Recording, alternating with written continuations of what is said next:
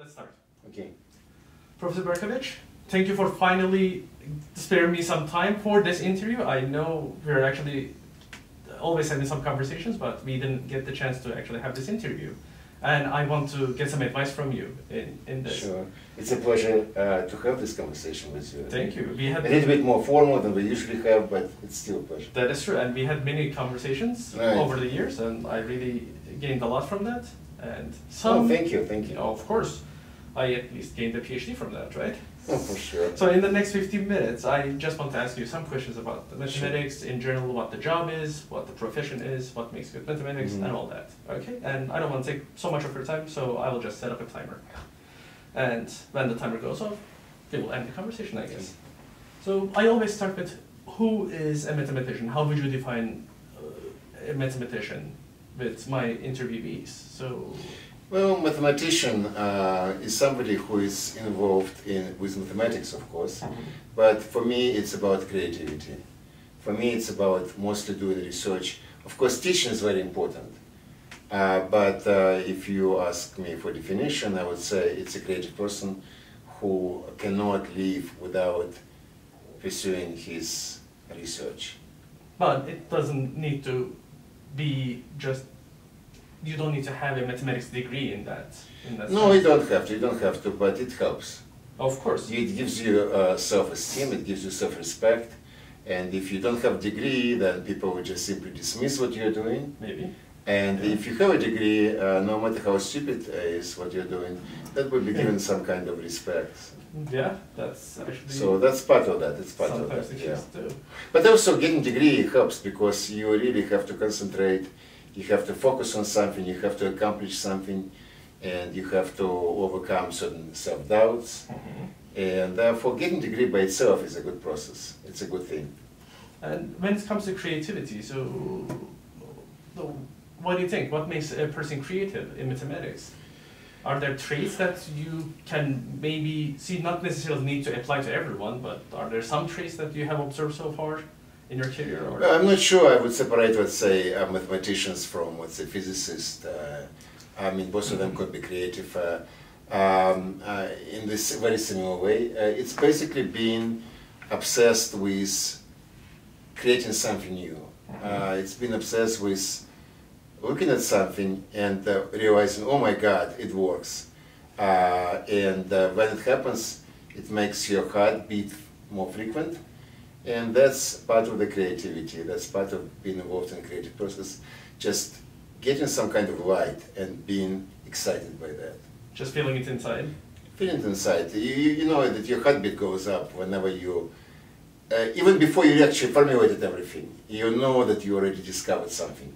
It's in the back of your mind, you know that details would flash out, would come in later. But we're talking about creative process, really. I mean, I don't want to say that this is creative process, specifically related to mathematics, just being part of the creative process. But of course, there are some specifics of mathematics. You have to be disciplined, you have to learn how to express your thoughts in a very precise way.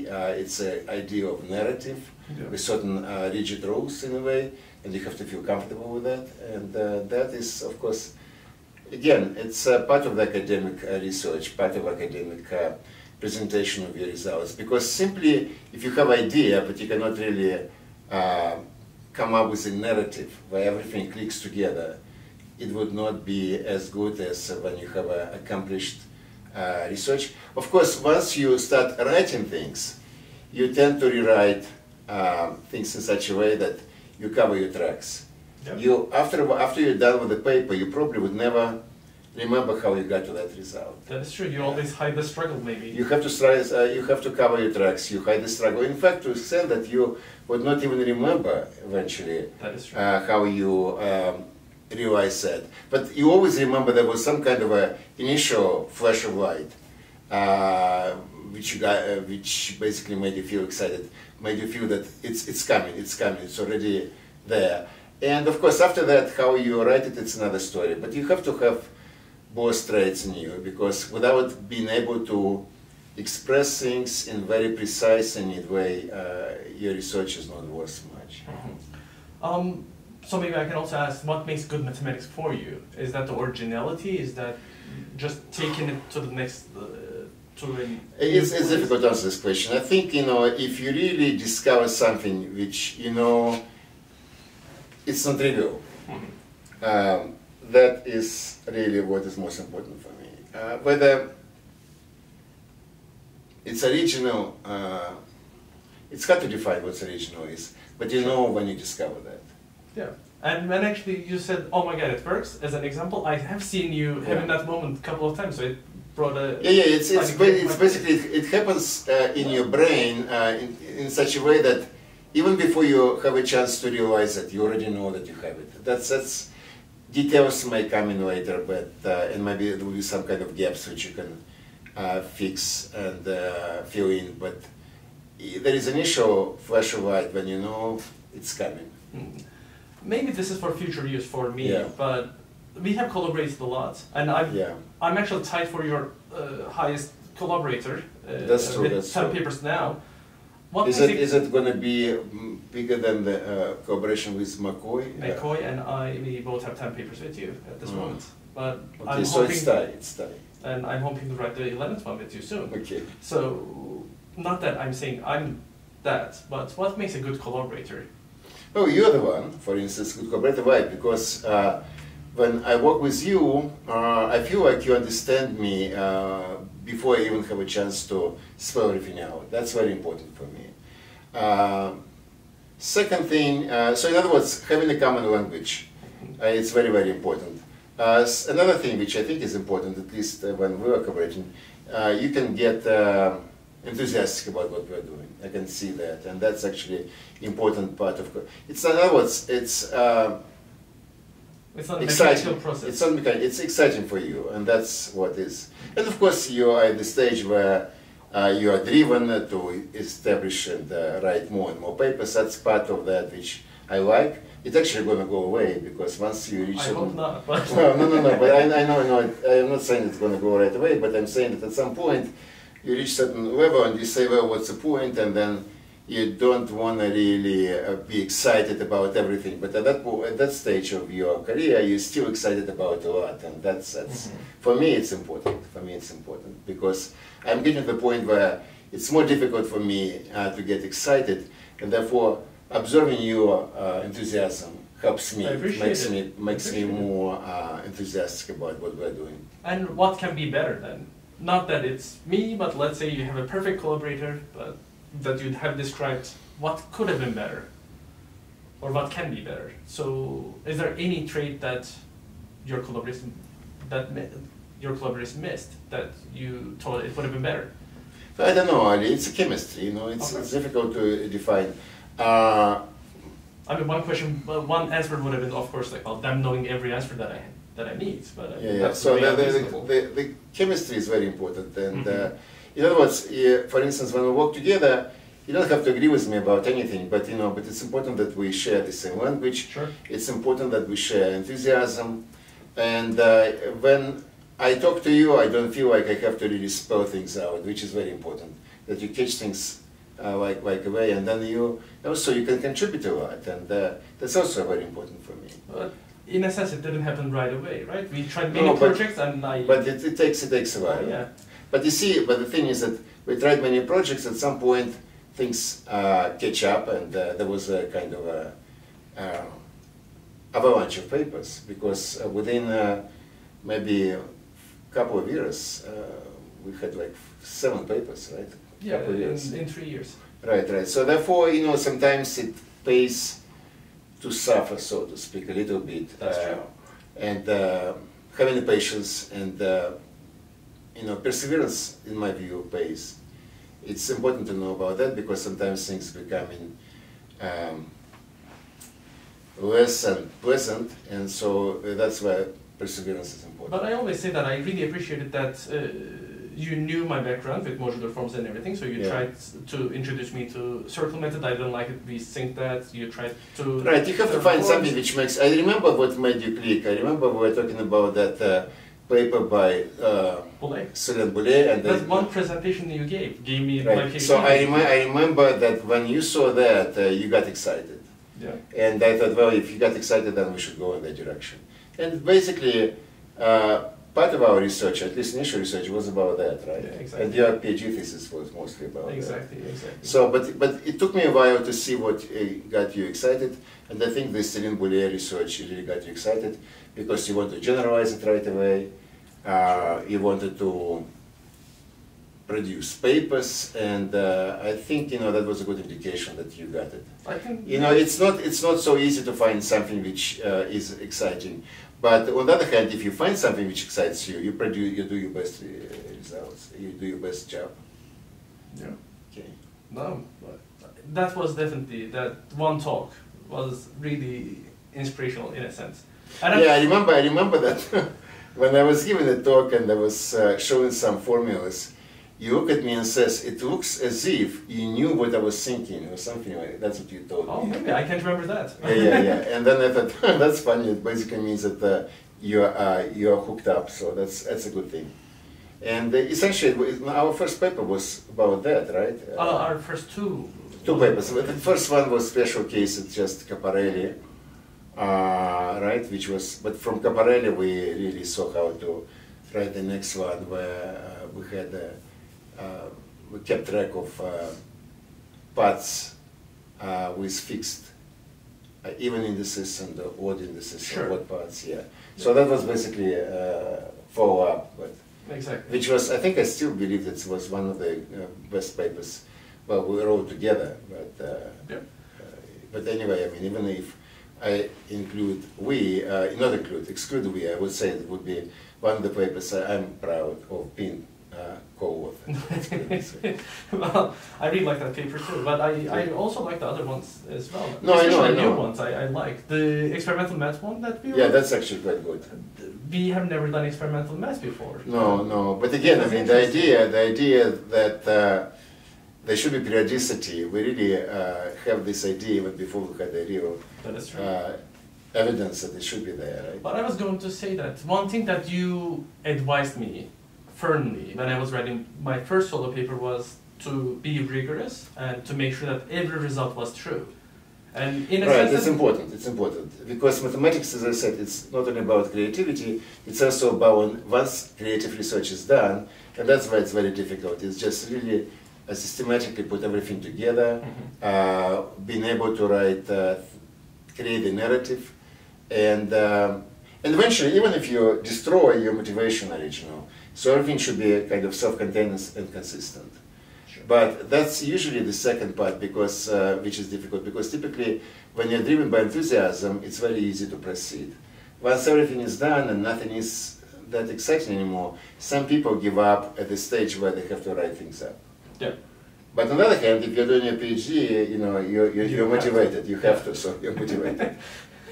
But also it's important really to be able to, if not cover explicitly every detail, but for yourself, you must know that if I need to explain this part and this part, I know how to do it. Or you have it in your record somewhere. Some of the record, yeah. Okay. But it takes a while to get to the point where you have to make a judgment, okay, so I can ignore that part because I know how to justify it. Most people would know how to justify it.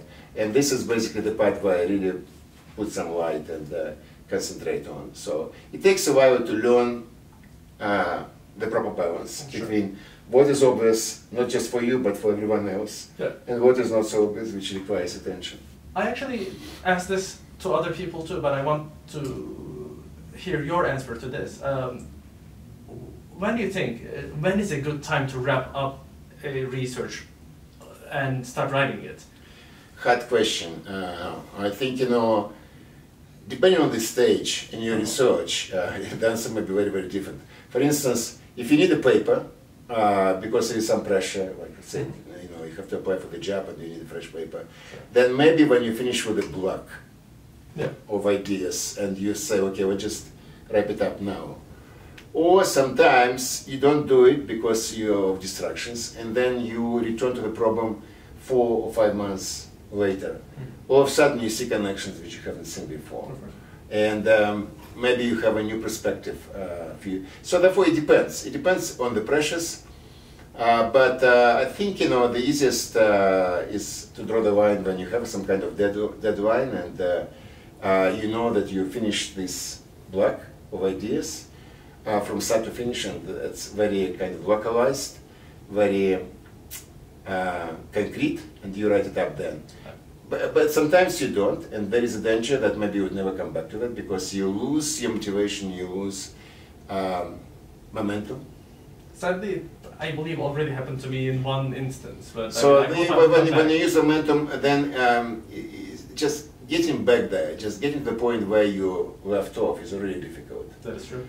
But on the other hand, maybe during that time, you had a chance to think about something else, you saw some other connections, and maybe you can actually take your research in a different direction and well, augment what you had before. Well, do you see? 15 minutes go by. It Yeah, goes that's by very really fast. fast. Yeah. So if you want, we can continue. If you want, we can stop here. It's up to you. Maybe we can Just let's continue. Just one more tiny thing, because I wanted to ask that. So we said the research should be rigorous, it should be all correct, but when it came to the experimental math one, it's just we can't really predict what is correct. We have this... We have some kind of vague idea that because we always have sort of quasi-periodicity, and the idea was at some point quasi-periodicity would become exact periodicity. I mean, in this project, of right, course. right. Yeah. But it's initially the moment the idea arose is when we saw that no matter what happens, you always move in the step of 2 or Sure. what is it, or 1. 1, and that was really an undisputable pattern. Oh yeah. And then when we saw the end of the first word, it appeared that the next word was kind of very, very similar. So you saw small change in the pattern, but it was small, and there was a hope that at some point... of course, we're talking about particular research now, but what I Right, meant right. is, now that we don't have the actual idea or the actual proof that things are correct, how does it make you feel? Because I'm feeling a tiny bit uneasy, of course, on the inside. Me too. That's why I said that we just simply Calculate more. Yeah, because somehow, if you see the pattern, and pattern basically gives you a sense of beauty and a sense of satisfaction, I mean, it's good enough. I mean, and I think, I'm confident that at least one of our results, we have half of the results, it's most likely correct, most likely. I would say my confidence is about 90%. Let's not put numbers, and about half of the results is actually a quite good way of saying if something turns out to be wrong, we can always claim that it was on the other half anyway. Right. Yeah, maybe we can end the chat here with that. Yeah. Right, but it's experimental math, and of course there was really something absolutely unbelievable about that, because when you look at that products, we call them Sadler's products, there is nothing in them which would indicate periodicity. Sure. And when you actually, through that experiment, see emergent periodicity, this is really very exciting, because I think now that we suspect that periodicity, we start thinking how to prove it. But it's not just regular periodicity. Periodicity was a huge period. That's true. And things like that do happen in mathematics. So this monster group, I mean, was precisely unusual because of that, huge numbers. But somehow when you start looking at the pattern, and pattern basically really comes back after a while to the starting point, and then it just repeats your first step and second step. I think that's exciting moment. Yeah, it's like you keep biting your fingers to see if Right, it's going to happen again. yeah. Exactly. But we've been through ups and downs. Remember when But the point is we're always going to be off by small details, because small details are really, it's a matter of experiment. Yeah, that's where the proof lies, maybe. Right. But on the other hand, I believe that if our results in the last paper are correct, this is something which is, I would say, very original, if you ask me originality. It's original in the sense that when you look at the object of the when you look at the Sadler's product, there is nothing, as I said, which would give you inkling that things should be periodic. And if they are periodic, why period is so huge? That's so I like this paper, and actually quite happy that we're getting already 50 visits. Which is actually at quite this time, quite remarkable. I mean, But I do believe that this is if it's correct. Let's put this. If it's correct, it's going to be a very original result. And on the other hand, if somebody wants to show to us experimentally that it's not correct, then it's going to already take them a couple of years. A couple of years to catch up. Yeah. So by that time, probably would have more confidence than. I hope so. Yeah. I hope so. Well, Professor, thank you so much for thank you. this time. It was such a fun time. Yeah. And as I said, it was a pleasure to be your advisor and to be your collaborator and to be your co-author. And each time we meet, it's always like two friends getting together. I feel the same way. And now we can actually have more just unstructured and less stressful talks without the camera recording. Oh, and we can go back to that. Yeah, sure. All right. Yeah, well, thank you. Okay, thank you.